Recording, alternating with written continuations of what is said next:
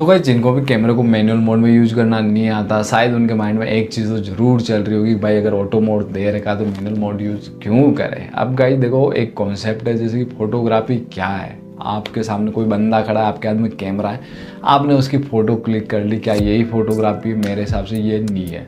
मेरे हिसाब से फोटोग्राफी वो है, मैं मेरी नज़रों से उस चीज़ को कैसे देखता हूँ, क्या एंगल रहेगा मेरे आँखों के अंदर, तो वो चीज़ तो मैं दुनिया को एक्सप्लेन नहीं कर सकता हूँ, लेकिन एक कैमरे के थ्रू मैं उस फोटो को अच्छी फ्रेम देके, अच्छा मौसम देके, अच्छा ब्लर देके, मैं उस चीज़ को कैप्चर करके दुनिया के सामने मेरा जो थिंकिंग है उस चीज़ को देखने की, वो मैं एक्सप्रेस कर सकता हूँ उस फोटो के थ्रू। ठीक है, तो यही चीज़ है फोटोग्राफी। अब गाइस ऑटो मोड पे ये सारी चीज़ों को अपन एडजस्ट नहीं कर सकते, वो चीज़ें क्या करेगी, कैमरा एडजस्ट करता है, कैमरा उसको किस नज़र से देखता है, तो उसके लिए अपनी ज़रूरत पड़ेगी मैनुअल मोड की। अब गाइस मैनुअल मोड का झंझट आपको जितना लगता है उतना है नहीं। मैनुअल मोड के अंदर आता है सबसे पहले शटर स्पीड, उसके बाद आता है अपर्चर और उसके बाद आता है ISO। बहुत सारी भीड़ पड़ी होगी यूट्यूब पे, इन वीडियो को सबको छोड़ दो, बिल्कुल भूल जाना। मैं गारंटी लेता हूँ इस वीडियो को देखने के बाद आपको बिल्कुल भी किसी दूसरी वीडियो को देखने की ज़रूरत नहीं पड़ेगी।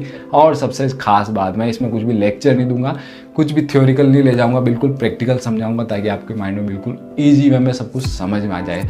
तो भाई पहले इन बात करते हैं, तीनों जो चीज़ है ISO, शटर स्पीड और अपर्चर, तीनों एक दूसरे से जुड़ी हुई है। मान लो एक चेयर है, उसके 3 पैर है, ISO, शटर स्पीड और अपर्चर। अब गाइज अपन इन तीनों में से किसी को भी थोड़ा भी छेड़ते ऊपर नीचे करते तो मेन जो इसका जो कॉमन चीज़ है वो होगी लाइट चेंज होगी। अगर अपन शटर स्पीड बढ़ाते हैं तो लाइट कम होगी, कम कर दे तो लाइट ज़्यादा होगी।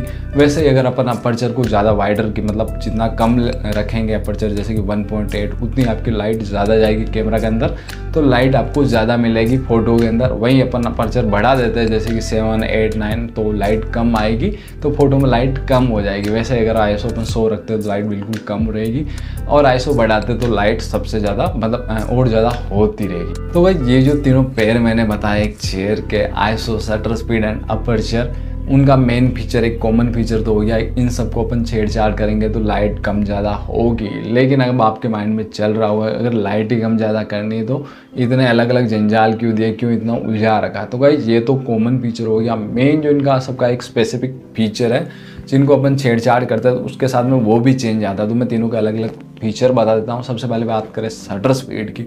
मान लीजिए मेरी शटर स्पीड अभी 1.125 या उससे और कम कर दीजिए, जैसे कि 160 है। अब कोई जैसे कि बंदा भाग के जा रहा, कार जा रहा, जो रनिंग अपना सब्जेक्ट हो गया जिसकी अपन फोटो कैप्चर करेंगे, तो फोटो में थोड़ी सी सेकिनेस आएगी। ठीक है, वो एकदम से एग्जैक्ट उसको कैप्चर नहीं करेगा। वहीं अपन अगर शटर स्पीड बढ़ा दे जैसे कि 125, 150 या 200, तो वो क्या उस चीज़ को आप आराम से कैप्चर कर पाएगा। और अगर अपना जो सब्जेक्ट है और ज़्यादा फास्ट हो तो अपनी शटर स्पीड अपने को और बढ़ा लेनी ताकि वो उसको एकदम से एग्जैक्ट कैप्चर कर पाए और उसमें बिल्कुल भी सेकिनेस ना रहे। लेकिन जब भी अपन शटर स्पीड बढ़ाएंगे तो अपनी लाइट कम होती जाएगी। तो उसके लिए अपने को दूसरे फीचर दे रखे अपर्चर एंड ISO। तो सेकंड चीज़ बात है अपर्चर पे। तो भाई अपर्चर से क्या होता है, जितना कम आपका अपर्चर होगा उतने आपका जो बैकग्राउंड में ब्लर बढ़ेगा। ठीक है, फोरग्राउंड और बैकग्राउंड, जैसे कि मेरे पे फोकस कर रखा है, मैं अभी लेंस यूज कर रहा हूँ 50mm, मान लो मैं लेंस यूज कर रहा हूँ 50mm, 1.8 उसका